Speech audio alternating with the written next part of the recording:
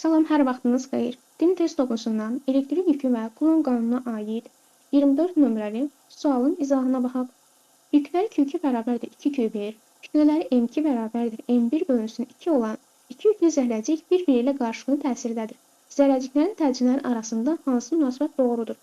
Ağırlıq qüvvəsinin təsirini nəzərə almayın. Bizi şərtdə ilk olaraq veribdir ki, bunlar qarşılıqlı təsirdədir. Belə məsələlərdə iki hal ola bilər. Bir, zərrəciklər bir-biri ilə qarşılıqlı təsirdə ola bilər, burada olduğu kimi. Bir də bu zərrəciklərə xarici sahədən bir təsir ola bilər. Gəlin hər iki hal üçün də təcridin nəyə bərabər olacağını hesablamağa çalışaq.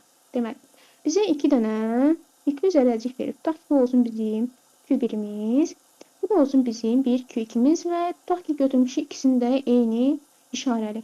Biz bilirik ki, Newtonun 3-cü qanununa əsasən eyni yüklü zərrəciklər bir-birini qiymətcə bərabər, istiqamətcə əks qüvvələrlə itələyəcəkdir.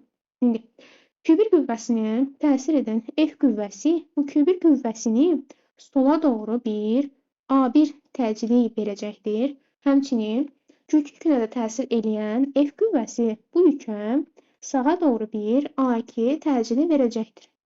İndi biz Newtonun 2-ci qanununa əsasən təcili tapmağa çalışsaq, A bərabərdir F bölünsün M düsturuna əsasən biz bayaq dedik ki, qüvvələr bərabərdir. Qüvvələr əgər bərabərdirsə, biz buradan görürük ki, təcil kütlə ilə tərs mütənasib asılıdır.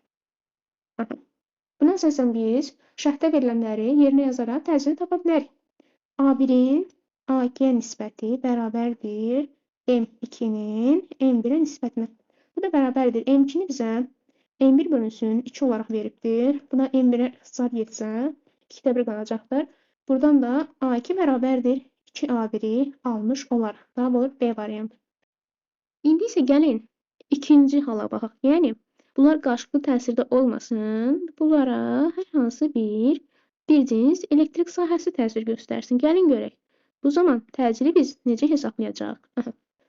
İndi bizim yenə 2 dənə yükümüz olsun. Yenə bayaqki 2 dənə yükümüzlə gedək. Bu olsun bizim Q1'imiz, yenə bu da olsun bizim Q2'miz. Bunlar elektrik sahəsində olduğu üçün bunlara artıq elektrik sahəsinin qüvvəsi təsir edəcəkdir. Deməli, Q1'ə sağa doğru, yəni elektrik sahəsinin intensivlik istiqamətində F1 bərabərdir Q1 Y qüvvəsi təsir edəcəkdir. Q2 isə yenə eyni istiqamətdə F2 bərabərdir Q2 Y qüvvəsi təsir edəcəkdir. İndi gəlin biz buradan təcili tapaq. Yəni, Newtonun 2-ci qanununa görə bilirik ki, təcil bərabərdir qüvvə bölünsün kütlə düsturuna əsasən hesablar bərabərdir. Artıq burada qüvvə elektrik sahəsində olduğu üçün biz qüvvənin yerinə Q'ye yazmalıyıq. Q'ye bölünsün M. Burada bir cins elektrik sahəsi olduğu üçün sahənin hər yerində elektrik sahəsinin intensivliyi eynidir. Bu zaman təcil yükdən və kütlədən asılı olmuş olacaqdır.